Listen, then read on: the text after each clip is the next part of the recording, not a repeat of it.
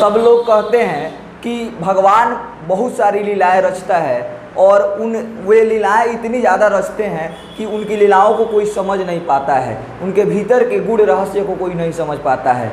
लेकिन मैं एक बात कहना चाहता हूँ आपसे, भगवान भी उन लीलाओं को बिना केमिस्ट्री के नहीं रच सकता है, क्योंकि उनके लीलाओं में भी हमको केमिस्ट्री की बहुत सारी बातें समझ में आती है। ठीक है, तो याद रखिएगा इस बात को। और हम लोग जो है आज से शुरुआत करने वाले हैं केमिस्ट्री।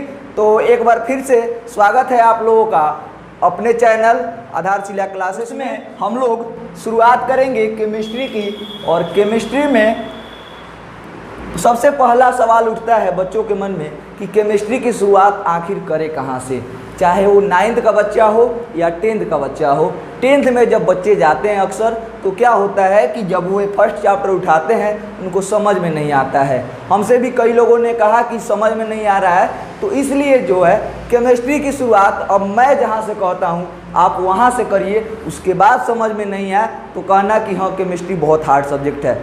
ठीक है, लेकिन चलिए शुरुआत करते हैं। तो कहाँ से शुरू करें केमिस्ट्री? तो केमिस्ट्री जो है बिल्कुल बेसिक से शुरू कीजिए, बिल्कुल बेसिक से। और वह बेसिक कहाँ से शुरू होता है? आपको मैंने बताया था कल, पदार्थ के बारे में बताया था कि नहीं बताया था? पदार्थ के बारे में, पदार्थ जो है अंग्रेजी में इसको क्या कहते हैं जी? मैटर कहते हैं। पदार्थ क्या होता है? ठीक है, केमिस्ट्री के बारे में जानना है तो आपको पदार्थ के बारे में जानना पड़ेगा, क्योंकि केमिस्ट्री क्या है? पदार्थों का ही अध्ययन है। तो अगर आप पदार्थ के बारे में नहीं जानेंगे तो फिर आप इसका स्टडी कैसे कर पाएंगे? तो पदार्थ की रासायनिक संरचना का अध्ययन हम लोग किसमें करते हैं? केमिस्ट्री में करते हैं। ये बात मैंने कल आपको बता दिया था। तो पदार्थ क्या होता है? ठीक है, पदार्थ क्या होता है? बहुत पुराने सालों से, बहुत साल पहले से ही लोगों ने पदार्थ को समझने की बहुत ज़्यादा कोशिश की है कि आखिर ये जो पदार्थ बनते हैं, आखिर ये जो वस्तुएं बनती है, ये किसी न किसी चीज़ से तो बना होगा ना जी। जैसे हमारा शरीर अंगों से बना हुआ है, अंगों को भी लोगों ने तोड़ दिया तो किससे बना? उत्तक बना। अब उत्तक को भी तोड़ा तो कोशिकाओं से, तो अब हम आज कहते हैं कि हमारा शरीर कोशिकाओं से बना हुआ है। तो उसी तरह लोगों के मन में विचार आने लगे, लोगों ने सोचना शुरू किया, बहुत पहले से ही सोचना शुरू कर दिया था कि पदार्थ आखिर बनता किससे है। तो लोगों ने एक निष्कर्ष पर पहुंचा कि पदार्थ वह जिस सबसे छोटे कण से बनता है, उसको लोगों ने नाम दिया परमाणु। आपको बता दें कि सबसे पहले हमारे भारतीय दार्शनिक हैं एक कणाद, महर्षि कणाद। महर्षि कणाद ने सबसे पहले कहा कि पदार्थ जो है बहुत ज़्यादा छोटे छोटे कणों से बना हुआ है, उन छोटे कणों को हम तोड़ नहीं सकते हैं, और उन कणों को नाम दिया परमाणुस। क्या नाम दिया? परमाणुस नाम दिया। यानी यह जाके बना परमाणु बन गया आगे जाके। कणाद ने सबसे पहले पदार्थ की संरचना के बारे में सोचा और क्या कहा कि सबसे छोटा कण क्या कहलाएगा? परमाणु कहलाएगा। एक बात और बता दें आप लोगों को कि कणाद ने जब यह खोज कर दिया तो एक और दार्शनिक थे, ग्रीक दार्शनिक थे। ग्रीक के थे, यूनान के थे।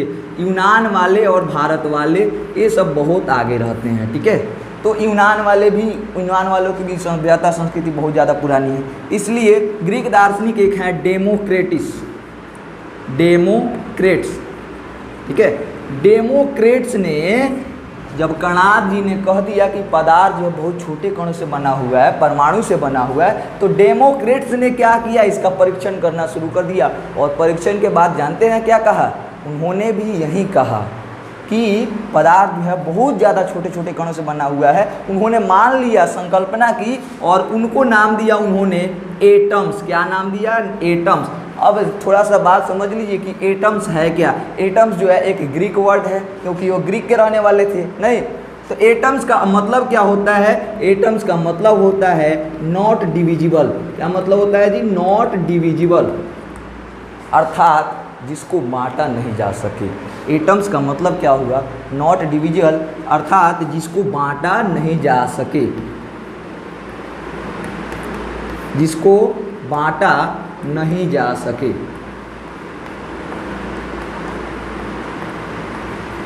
जिसको बांटा नहीं जा सके। आप लोगों ने 9th क्लास में एक और वैज्ञानिक का नाम सुना होगा, जॉन डाल्टन। अब जॉन डाल्टन कौन थे भी? जॉन डाल्टन कौन थे? तो जॉन डाल्टन का नाम आप लोगों ने सुना होगा कि परमाणुवाद किसने दिया। परमाणुवाद यानी कि एटॉमिक थ्योरी, परमाणुवाद यानी कि एटॉमिक थ्योरी किसने दी। तो आप लोग इस नाते जो है उनको जानते हैं कि जॉन डाल्टन ने एटॉमिक थ्योरी दी, परमाणुवाद की स्थापना की, परमाणु के बारे में बताया। तो जॉन डाल्टन ने भी यही कहा, परमाणु एटॉमिक थ्योरी में, परमाणुवाद में उन्होंने भी यही बताया कि पदार्थ जो है बहुत ज़्यादा छोटे छोटे कणों से मिलकर बना हुआ है और इसको आप नहीं बांट सकते हैं। तो देख रहे हैं बहुत सालों पहले से, ये आज की बात नहीं बता रहा है, जॉन डाल्टन ने सन 1808 ईस्वी में बताया था, आज से 2 साल पहले, ठीक है। और पूरी कैलकुलेशन करके बताऊं तो 213 साल पहले बता दिया इन्होंने। और ये कणाद ऋषि जो थे, महर्षि कणाद, इन्होंने 600 BC में बता दिया था, मैंने 600 ईसा पूर्व में। अब सोचो कि कितने साल, मैंने लगभग 2600 साल पहले इन्होंने बताया, ये भी बहुत पहले के हैं, ठीक है।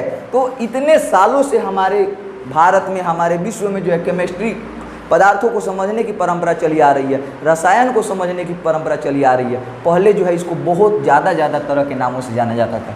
पहले इसको मिटा देते हैं। सबसे पहले जो है हमारे भारतीय लोग जो है इसका नाम क्या रखते थे? इसका नाम रखते थे रसतंत्र। कहते थे केमिस्ट्री क्या है? रस तंत्र है। माने रस मतलब क्या होता है? द्रव्य होता है, द्रव होता है। माने विभिन्न द्रवों के साथ वे खेलते थे और कहते थे क्या है कि यह रस तंत्र है। इसको कुछ लोग कहते हैं रसायन तंत्र, ठीक है।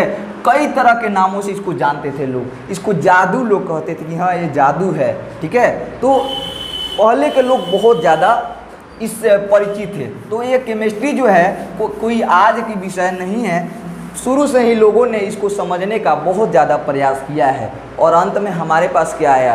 अंत में हम लोगों ने संकल्पना की सबसे पहले पदार्थ की, जिसको हमने यहाँ पे लिखा है।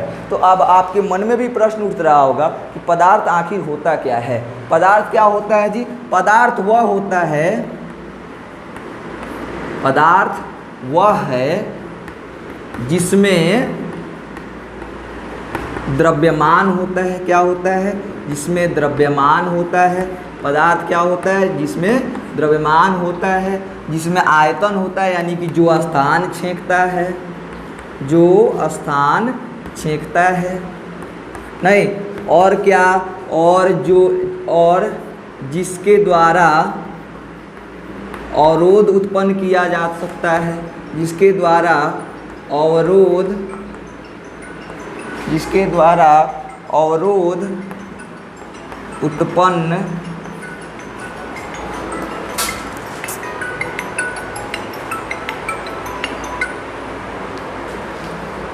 जिसके द्वारा अवरोध उत्पन्न किया जा सकता है।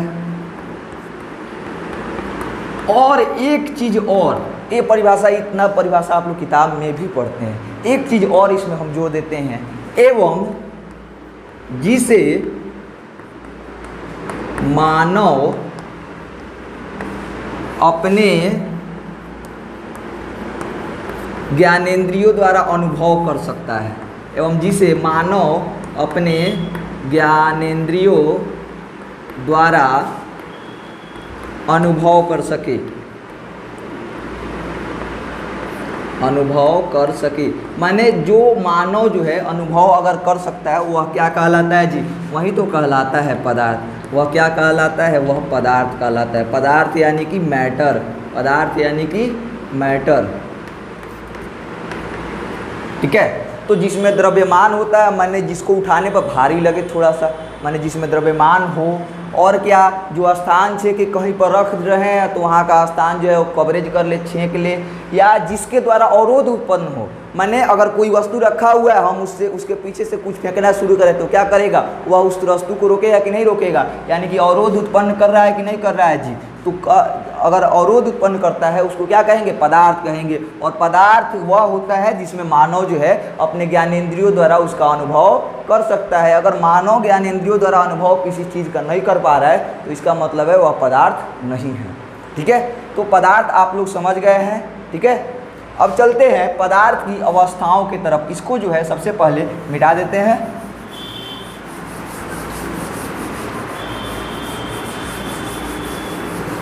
पदार्थ की अवस्थाओं की बात कर लेते हैं। तो सिंपली जो है पदार्थ की मुख्य रूप से तीन जो है अवस्थाएं होती है। पहली अवस्था होती है ठोस अवस्था होती है, पहली ठोस अवस्था, दूसरी द्रव अवस्था, और तीसरी बात करेंगे गैस अवस्था की। ठीक है, ये बेसिक है। आप लोग अगर इन सभी बातों को समझ लेते हैं तो आगे आपको थोड़ी भी परेशानी नहीं होने वाली है, चाहे वो 10th वाले हो या 9th वाले हैं। ठोस अवस्था को अंग्रेजी में कहते हैं सॉलिड स्टेट, सॉलिड स्टेट। द्रव अवस्था को कहते हैं लिक्विड स्टेट, और गैस अवस्था को कहते हैं गैस स्टेट, या यहाँ पे फेज कह सकते हैं। ठीक है, ठोस अवस्था को सॉलिड स्टेट, द्रव अवस्था और गैस अवस्था। पदार्थ की कितनी अवस्थाएं होती है? 3 अवस्थाएं होती है। अब लोगों ने ठोस अवस्था की भी परिभाषा दी है, द्रव अवस्था की भी और गैस अवस्था की। इसके एग्जाम्पल आप ले सकते हैं, हमारे दैनिक जीवन में कई सारे एग्जाम्पल ले सकते हैं। जैसे ये जिस चौक से मैं लिख रहा हूँ वो क्या है जी? ठोस है कि नहीं है? है। चौक क्या है? ठोस है। जिस बोर्ड पर मैं लिख रहा हूँ वो भी क्या है जी? इस बोर्ड पर मैं लिख रहा हूँ वो भी ठोस है, यानी कि बोर्ड हो जाएगा। जिस फ़ोन से आप इस वीडियो को देख रहे हैं वो भी क्या है जी? ठोस है, तो वो भी हो सकता है। उसके बाद टेबल क्या होता है? जिस टेबल पे बैठ के आप पढ़ाई कर रहे हो वो क्या है जी? ठोस है। जिस किताब को आप पढ़ रहे हैं वो भी क्या है? वो भी ठोस है। माने आपके घर में जो भी वस्तुएं दिख रही हैं जिसको आप पूरी तरह से दबा नहीं सकते हो वो क्या है जी? ठोस है, इत्यादि। ये सब क्या जी हैं? ठोस हैं। अब देखिए द्रव अवस्था क्या होता है? आपके घर में जो है, आपके घर में दूध होगा, आप दूध पीते हो ना रोज़, शाम के शाम, रात के रात। दूध पानी हो जाएगा, आप डेली का डेली तेल भी लगाते होंगे, तेल भी हो जाएगा, और क्या हो जाएगा? और बहुत सारे चीज़ हो जाएंगे। जैसे अगर रसायन की भाषा में बात करें तो आपका हो जाएगा H2SO4।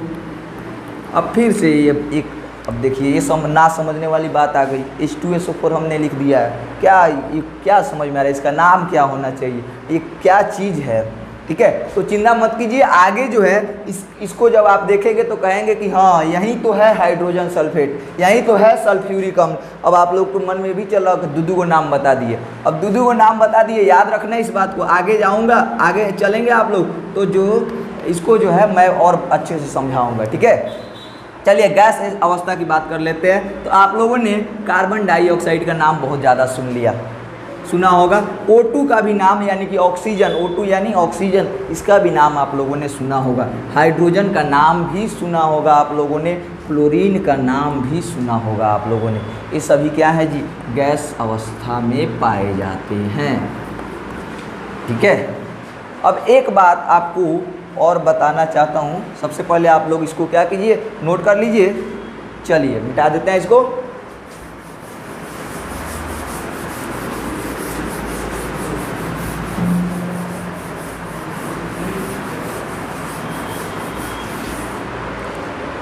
पदार्थ की आप लोग जानते हैं 3 अवस्थाएं होती है। एक होती है ठोस, एक होती है द्रव, और एक होती है गैस। तो क्या एग्जाम में जो है कई तरह के प्रश्न पूछे जा सकते हैं। इससे कहेगा कि ठोस अवस्था के अभिलक्षणों को लिखें, गुणों को लिखें, तो आप कैसे कहिएगा? द्रव अवस्था के गुणों को लिखें, गैस अवस्था के गुणों को लिखें। क्या कह सकता है? ठोस और द्रव में अंतर लिखें, द्रव और गैस में अंतर लिखें, ठोस और गैस में अंतर लिखें। इतने सारे प्रश्न कैसे याद होंगे? तो इसको याद रखने का एक सिंपल तरीका है।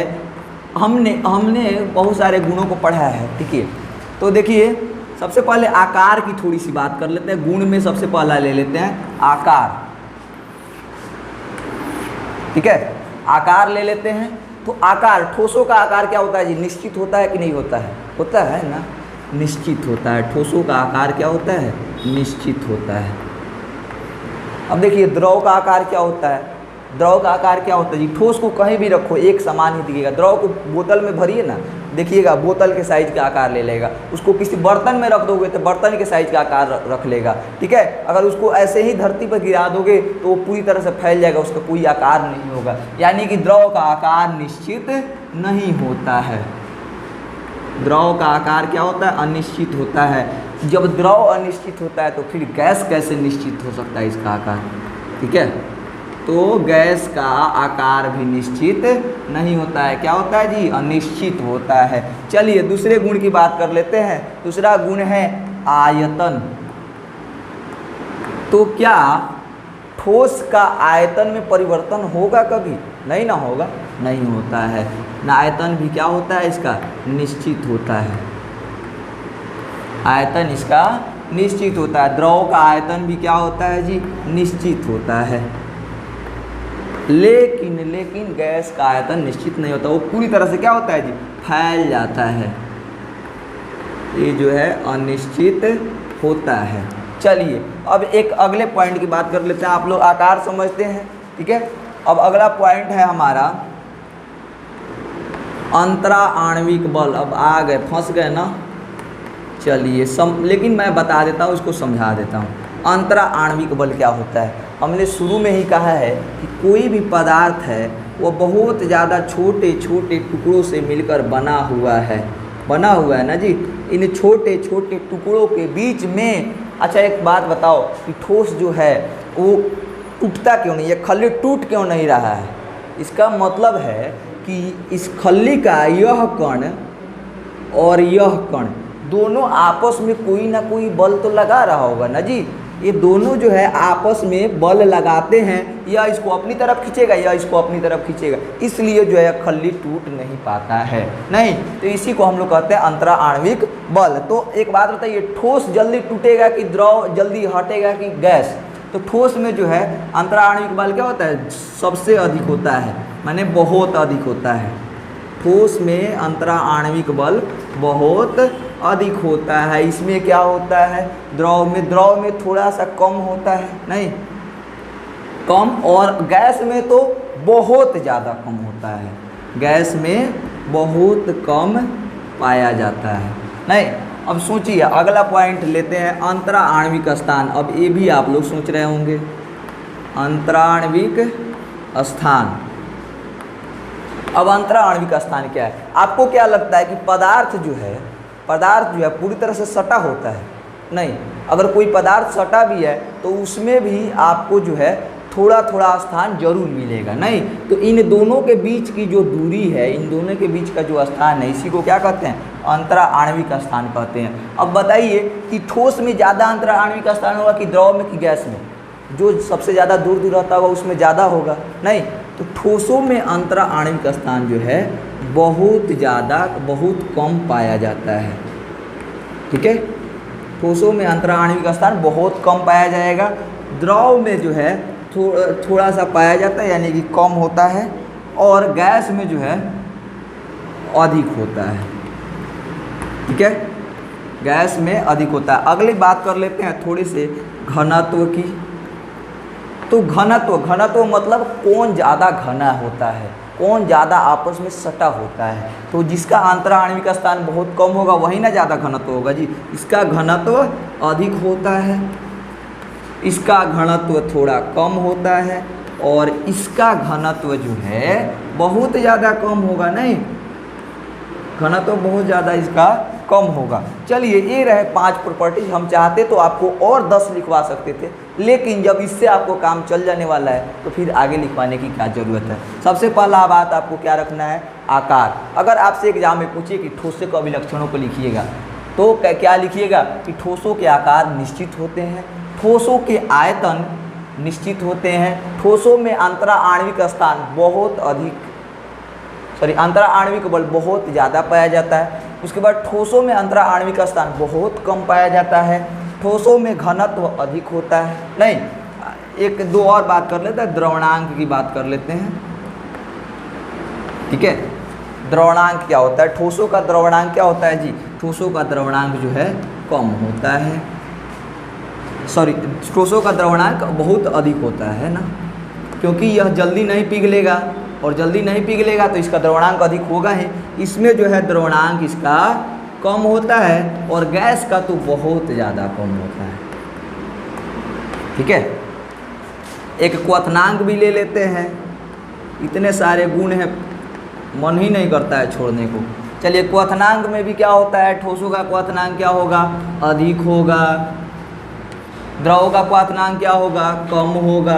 और इसका क्या होगा, बहुत कम होगा। इतने सारे गुण हो गए। आप चाहें तो इनमें से कोई भी गुण याद रखिएगा तो आप जाके एग्जाम में लिख सकते हैं। द्रव का पूछेगा तो कहेंगे कि आकार अनिश्चित होता है, आयतन निश्चित होता है, अंतराणविक बल कम होता है, अंतराणविक स्थान कम होता है, और क्या होता है, घनत्व जो है कम होता है, इसका द्रवणांक भी कम होता है और क्वथनांक भी कम होता है। गैस का पूछेगा तो फिर वही बात हो गई। ठीक है, उसके बाद देखिए, अगर ठोस और द्रव में अंतर पूछा तो कहिएगा ठोसों का आकार निश्चित होता है, लेकिन ठोसों द्रव का आकार क्या होता है, अनिश्चित होता है। अंतराणविक स्थान बहुत अधिक पाया जाता है, लेकिन इसमें कम पाया जाता है। ठीक है, तो इस तरह करके आप इससे कई सवालों का आंसर निकाल सकते हो। किन किन सवालों का आंसर निकाल सकते हैं आप, चलिए इसको मिटा देते हैं, उसके बाद इस पर कुछ सवाल लगा लेते हैं कि अगर आपके एग्जाम में कैसे कैसे सवाल पूछेंगे तो आप इसे आंसर दे सकते हैं।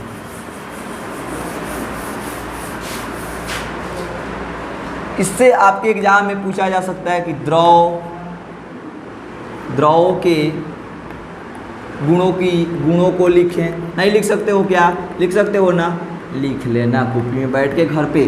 ठोसों के गुणों को लिखें, ये भी आप आराम से लिख सकते हैं। नहीं लिख सकते हैं क्या, लिख सकते हैं। जब इतना बढ़िया चार्ट हमारे पास है, एक ही तो चार्ट याद करना है आपको, एक ही चार्ट में आप इतने सारे प्रश्नों के उत्तर दे सकते हो, तो आपको तो इसको याद कर ही लेना चाहिए। गैसों के गुणों को लिखें या अभिलक्षणों को लिखें। ठीक है, उसके बाद कहे कि द्रव और ठोस में अंतर लिखिए, द्रव और गैस में अंतर लिखें। लिख सकते हैं ना जी आप, इससे अंतर लिखें। एक चार्ट से इतने सारे प्रश्नों के उत्तर आपको मिल जा रहा है। ठोस और द्रव में अंतर लिखें, द्रव में अंतर लिखें। एक और सवाल आप लगा सकते हो कि ठोस और गैस में अंतर लिखें।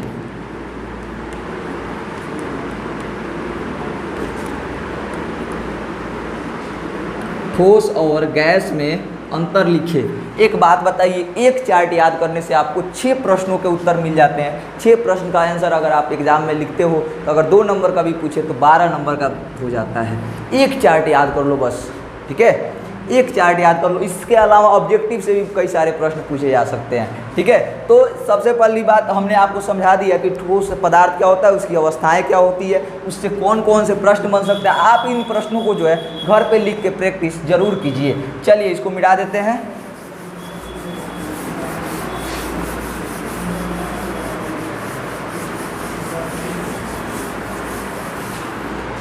चलिए अब थोड़ा सा बात कर लेते हैं पदार्थ की। बहुत आपको हमने पहले ही बताया है कि पदार्थ जो है बहुत ज़्यादा छोटे छोटे कणों से मिलकर बना हुआ है। नहीं, पदार्थ छोटे छोटे कणों से मिलकर बना हुआ है, और इसी छोटे छोटे कणों का क्या नाम दिया गया, इसी छोटे पदार्थ बहुत छोटे छोटे कणों से मिलकर बना है। पदार्थ जो है बहुत छोटे छोटे कणों से मिलकर बना हुआ है।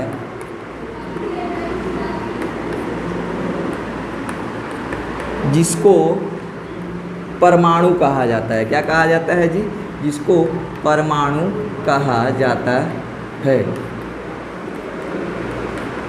ठीक है, इस बात को आप जरूर याद रखिएगा।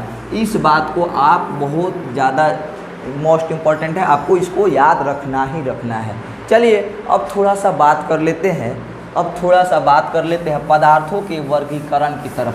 पदार्थों को कितने भागों में बांटा जा सकता है इसकी बात कर लेते हैं। पदार्थ को